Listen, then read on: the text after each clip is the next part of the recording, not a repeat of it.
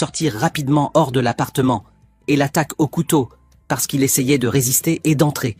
Puis John referme la porte sur lui et quand il regarde par le judas, il voit un énorme zombie attaquer son voisin puis dévorer son cadavre. John est sidéré et ne fait aucun bruit pour que le zombie ne l'entende pas et il voit le sang de son voisin couler sous le seuil de la porte.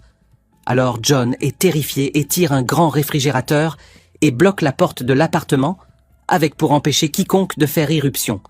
Puis il va se laver le visage en pensant qu'il vit un cauchemar, mais il découvre qu'il s'est réveillé et que ce n'est pas un rêve. Puis John essaie d'appeler sa sœur, mais le réseau est faible et il reçoit un message d'elle qui le rassure en disant qu'elle et leur mère sont en sécurité et elle lui demande de ne jamais ouvrir la porte et de vérifier qu'il a assez de nourriture et de la rationner le plus longtemps possible et de faire attention aux zombies répandus dans la ville. John regarde la photo de sa famille et leur souhaite la sécurité, puis il rassemble toute la nourriture de la maison et découvre qu'il y en a très peu.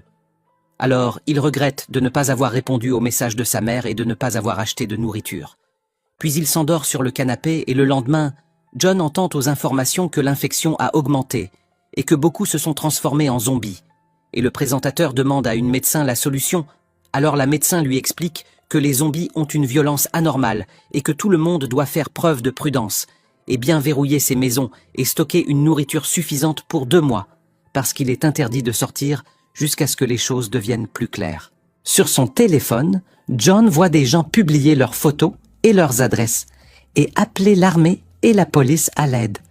Alors, il décide de faire la même chose et il se filme avec une feuille où il a écrit son nom et son adresse et publie les photos sur Internet en demandant de l'aide, puis John regarde une vidéo d'un homme qui sort sur son balcon avec son téléphone en essayant de capter le réseau et il réussit, mais il perd l'équilibre et tombe du balcon tandis que John s'inspire de l'idée et sort un drone et y fixe son téléphone, puis relie le drone aux lunettes de commande et le fait voler haut dans le ciel. Et à travers lui, il voit les gens qui se sont transformés en zombies. Puis il le fait monter davantage pour capter le réseau. Alors le plan réussit et il capte un signal fort puis il essaie d'appeler sa sœur. Mais malheureusement, la batterie du drone s'épuise et il tombe avec le téléphone.